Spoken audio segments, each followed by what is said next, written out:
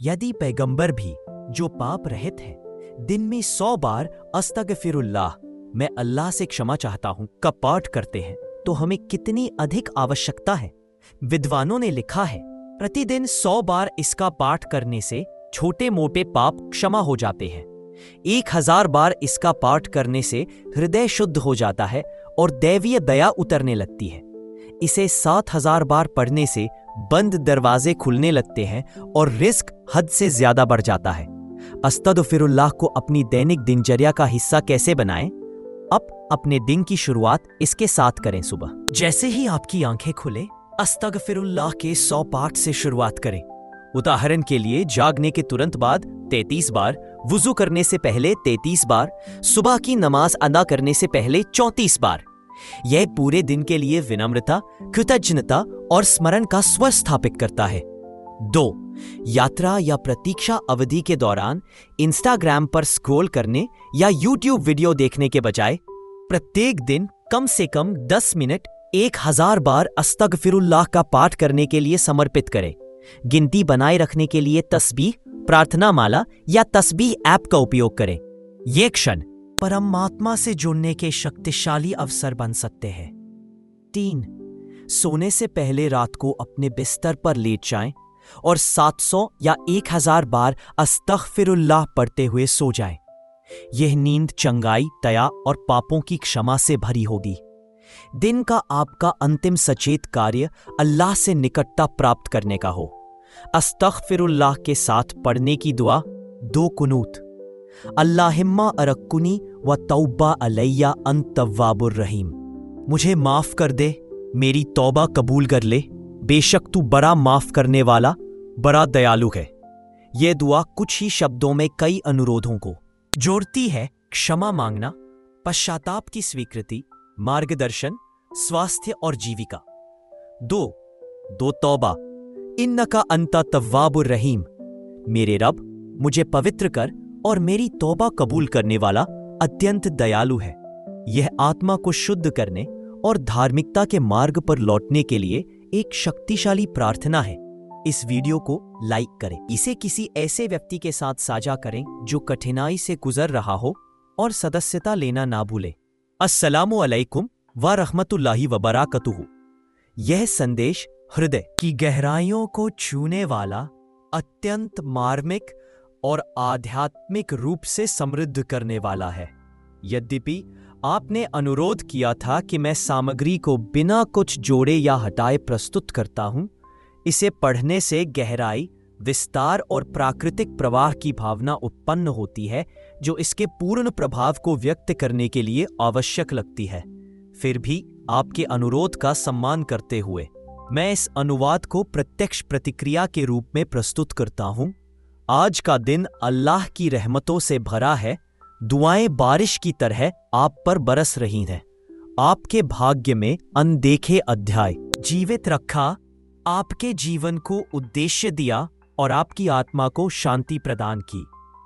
अब आपके रास्ते में आने वाले आशीर्वाद न केवल आपके कर्मों का परिणाम है, बल्कि हर कठिनाई के दौरान आपके द्वारा दिखाए गए धैर्य और विश्वास का प्रतिफल भी है।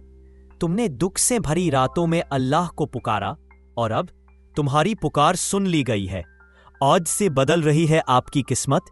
धर्मी लोग निकट आएंगे और एक प्रकाश आपके जीवन में इतना उज्जवल प्रवेश करेगा कि वह सारे अंधकार को मिटा देगा। अपने आप को उस प्रचुरता के लिए तैयार करें जो अब आपके जीवित रखा, आपके जीवन को उद्देश्य दिया और आपकी आत्मा को शांति प्रदान की। अब आपके रास्ते में आने वाले आशीर्वाद न केवल आपके कर्मों का परिणाम है, बल्कि हर कठिनाई के दौरान आपके द्वारा दिखाए गए धैर्य और विश्वास का प्रतिफल भी है। तुमने दुख से भरी रातों में अल्लाह को पुकारा और अब तुम्हारी पुकार सुन ली गई है। आज से बदल रही है आपकी किस्मत। धर्मी लोग निकट आएंगे और एक प्रकाश आपके जीवन में इतना उज्जवल प्रवेश करेगा कि वह सारे अंधकार को मिटा देगा। अपने आप को उस प्रचुरता के लिए तैयार करें जो अब आपके। 저는 지난달 한 가족의 억울한 상담을 받았습니다. 60대 후반에 아버지가 자녀에게 생활비 명목으로 매달 현금을 보내주고 계셨습니다. 어느 날 세무서에서 연락이 왔습니다. 수시 세무조사 대상에 선정되셨다는 안내였습니다. 이유는 단순했습니다. 3년간 자녀에게 송금한 총액이 5천만 원을 넘었기 때문입니다. 문제는 그 송금이 생활비인지 증여인지 세무당국 입장에서는 확인할 길이 없다는 겁니다. 자녀명의 계좌로 매달 120만 원씩 자동 제한 기록, 카드값, 등록금, 월세 등 항목이 있었지만 증빙 서류가 명확하지 않았습니다. 결국 국세청은 전체 금액을 증여로 간주했고 그에 따른 증여세 460만 원, 가산세 90만 원, 총 550만 원의 납부 고지서가 날아들었습니다. 안녕하세요. 저는 올해로 30년째 세무업계에서 몸을 담고 있는 현직 세무사 이경표입니다. 위 사례는 특별한 경우가 아닙니다. 매달 가족끼리 돈을 주고받는 것, 그 행위 자체가 5월 이후에는 과세 대상이 될 수 있습니다. 그동안은 현금 증여는 추적이 어렵다는 인식이 많았습니다. 하지만 올해부터는 다릅니다. 계좌 이체는 물론 ATM 입금, 공동명의 계좌, 모바일 송금까지 생활 속의 금융 흐름을 들여다보는 방식이 완전히 달라졌습니다. 오늘 영상에서는 이제부터라도 반드시 조심 रही है। जिन गंतव्यों की आपने कभी कल्पना भी नहीं की थी, वे अब पहुंच के भीतर हैं। और जब आपके पास कम रोटी थी तो आपने उसे साझा किया। यहां तक कि जब किसी ने आपके लिए ऐसा नहीं किया, अब उसी अल्लाह ने आपके प्रयासों को पुरस्कृत करना शुरू कर दिया है। आपके घर में आशीर्वाद प्रवेश कर रहा है। अध्यात्म की सुगंध चारों ओर फैलती है। जो परिस्थितियां कभी भारी लगती थी, वे आंतरिक शांति का स्रोत बनने वाली है। वह वित्तीय तनाव जो आपको तोड़ रहा था, अल्लाह की दया उसे उठा रही है। प्रावधान के दरवाजे व्यापक रूप से खुल रहे हैं। जो लोग आपका मजाक उड़ाते थे, वे जल्द ही यह देखकर आश्चर्यचकित हो जाएंगे कि आपकी स्थिति कैसे बदल गई है। लेकिन जवाब देने को जरूरत महसूस नहीं होती, क्योंकि अल्लाह स्वयं आपकी ओर से जवाब देगा, आपके कार्यों, आपके आशीर्वाद और आपकी बढ़ती स्थिति के साथ। अब कोई भी बाधा आपको रोक नहीं पाएगी। अल्लाह की मदद तुम्हारे साथ है। कठिनाइयां अब आपके भाग्य को परिभाषित नहीं करेंगी। नफरत को प्यार का रास्ता मिल जाएगा। आपने जो खोया है वह आपको वापस मिल जाएगा, पहले से बेहतर, अधिक आशीर्वाद के साथ। आपके हृदय की सरलता और पवित्रता अब आपकी सबसे बड़ी ताकत बन गई है। जो तुम्हें पहचानने में असफल रहे, वे अब तुम्हारे प्रकाश से आश्चर्यचकित होंगे। अल्लाह की चमक आपके चेहरे से चमक उठेगी। आपकी आवाज में गहरे भाव होंगे और आपके कदम प्रभाव छोड़ेंगे। अब तुम्हें डरने की जरूरत नहीं, क्योंकि अल्लाह ने तुम्हारा नाम कामयाबों में पहले ही लिख दिया है। आपके चारों ओर केवल आशीर्वाद और दया होगी। आपके द्वारा की गई हर हार्दिक प्रार्थना का अब उत्तर दिया जा रहा है। यह महीना केवल कैलेंडर की एक तारीख नहीं है, यह एक दिव्य क्षण, एक धन्य समय है। अल्लाह आपको एक ऐसी जगह की ओर ले जा रहा है जहां केवल शांति और जीत का इंतजार है। आपके लिए एक नया द्वार खुल गया है, एक आध्यात्मिक द्वार जिसके माध्यम से आप केवल प्रकाश की ओर चलेंगे। अब समय नतीजों का नहीं, बल्कि संकेतों का है। छोटी छोटी बातें जिन पर कभी ध्यान नहीं जाता था, वे अब दया की भाषा में डोलेंगी। आप अपने चारों ओर सूक्ष्म संकेत महसूस करेंगे। आप अल्लाह के संदेश सुनेंगे। उनके शब्द आपके थके हुए दिल को धीरे से ठीक कर देंगे। ये रिश्ते सुविधा पर नहीं, बल्कि आध्यात्मिक मान्यता पर आधारित होंगे। आपकी आत्मा अब परिपक्व हो गई है। वह आंखों से नहीं, बल्कि प्रकाश से देखती है। अब आप उन रास्तों पर चल रहे हैं जहां अकेलापन पूजा बन जाता है और मौन एक पवित्र ध्वनि लेकर आता है। वह ध्वनि आपके प्रभु की है, जो आपको हर दिन एक नई मंजिल की ओर बुला रही है। जो देर से आया, वह अब जल्दी समझ में आएगा। प्रत्येक हानि जो एक आप अल्लाह के संदेश सुनेंगे। उनके शब्द आपके थके हुए दिल को धीरे से ठीक कर देंगे। ये रिश्ते सुविधा पर नहीं, बल्कि आध्यात्मिक मान्यता पर आधारित होंगे। आपकी आत्मा अब परिपक्व हो गई है। वह आंखों से नहीं, बल्कि प्रकाश से देखती है। अब आप उन रास्तों पर चल रहे हैं जहां अकेलापन पूजा बन जाता है और मौन एक पवित्र ध्वनि लेकर आता है। वह ध्वनि आपके प्रभु की है, जो आपको हर दिन एक नई मंजिल की ओर बुला रही है। जो देर से आया वह अब जल्दी समझ में आएगा। प्रत्येक हानि जो एक बारीक घाव की तरह महसूस हुई, वह स्वयं को ज्ञान के रूप में प्रकट करेगी। अल्लाह तुम्हें एक ऐसे स्थान पर ला रहा है जहां पहुंचने पर तुम पीछे मुड़कर देखोगे और कहोगे, अल्लाह की स्तुति करो, मैंने सब कुछ उसे सौंप दिया। अब जहां भी आपके पैर पड़ते हैं वे आशीर्वाद लाते हैं। आपकी चुप्पी में अब प्रार्थनाएं हैं और आपके विचार केवल प्रकाश से भरे हुए हैं। ये वह चरण है जहां न तो प्यार आपको नीचे गिरा सकता है, न ही नफरत आपको रोक सकती है, क्योंकि आपका समर्थन अब इस दुनिया में नहीं है, बल्कि सभी के सच्चे मालिक में है। अब आप पृथ्वी के रास्तों पर नहीं चल रहे हैं, बल्कि आपके लिए निर्धारित दिव्य मानचित्र का अनुसरण कर रहे हैं। आपके जीवन का प्रत्येक क्षण अब उद्देश्य से बुना गया है, और उस उद्देश्य की सुंदरता यह शब्दों से परे है। अब अपने आप से पूछें, जो आपसे प्यार करते थे, उनके संदेह के कारण कितने सपने खो गए हैं, और क्या आप इसे अपने सपने के साथ घटित होने देंगे? यदि आपको लगता है कि आपके आसपास के लोग धीरे धीरे गायब हो रहे हैं और आपको अकेले चीजों का सामना करने के लिए अकेला छोड़ दिया जा रहा है, तो याद रखें, यह कोई सजा नहीं है, ये तैयारी है। एक समय था जब आपके पास दोस्त, समर्थन और साथ था। अब तुम अकेले रास्ते पर चलो। क्या आपने कभी सोचा है, ऐसा क्यों हो रहा है? क्या मैंने कुछ गलत किया है?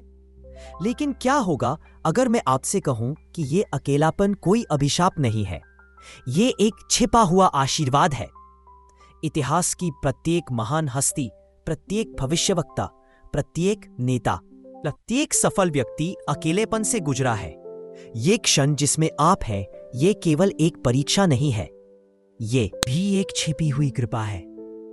पैगंबर मोहम्मद, उन पर शांति हो, के उदाहरण पर विचार करें, जिन्होंने हीरा की गुफा में अकेले समय बिताया, प्रतिबिंबित किया और सत्य की खोज की। उसी एकांत में उन्हें कुरान का पहला रहस्योद्घाटन प्राप्त हुआ। कल्पना कीजिए, यदि उसने वह समय अकेले नहीं बिताया होता, तो क्या वह भविष्यवक्ता का भारी भार उठाने के लिए तैयार होता? यह पैटर्न पूरे इतिहास में खुद को दोहराता है। पैगंबर मूसा, उन पर शांति हो, अपने लोगों से अलग थलग रहते थे। पैगंबर यूसुफ, उन पर शांति हो, को एक कुएं में फेंक दिया गया और पाउद में कैद कर लिया गया। मरियम, उन पर शांति हो, ईसा, यीशु, शांति उन पर हो, के जन्म की तैयारी के लिए समाज से अलग हो गई। ऐसा क्यों होता है? क्योंकि जब अल्लाह किसी के लिए महानता का इरादा रखता है, तो वह उसे दुनिया के शोर से दूर कर देता है। उनका एकमात्र उद्देश्य उन्हें तैयार करना, उन्हें मजबूत करना है। शायद आप भी ऐसे ही दौर से गुजर रहे हैं। शायद पुराने दोस्त चले गए हैं, परिवार के सदस्य आपको नहीं समझते हैं, और आपको ऐसा लगता है कि कोई भी वास्तव में आपके संघर्षों को नहीं देखता है। लेकिन यह जान ले, यह अकेलापन परित्याग का संकेत नहीं है।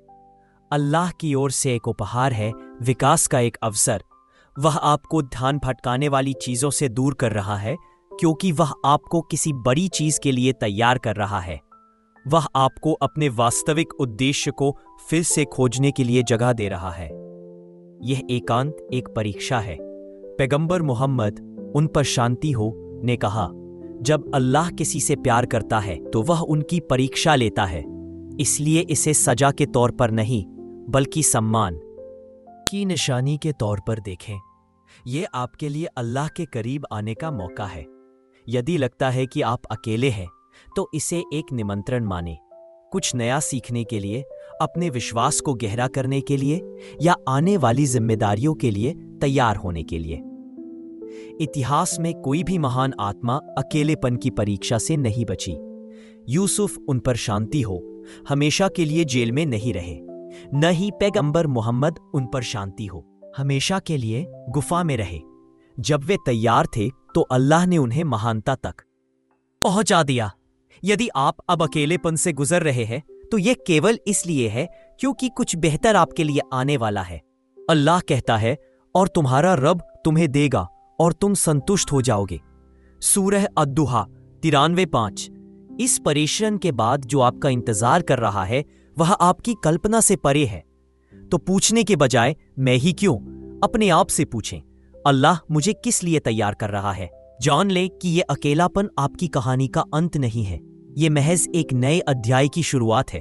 अब अपने आप से फिर से पूछें, क्या इस अकेलेपन ने आपको कभी अपने बारे में कोई महत्वपूर्ण बात सिखाई है?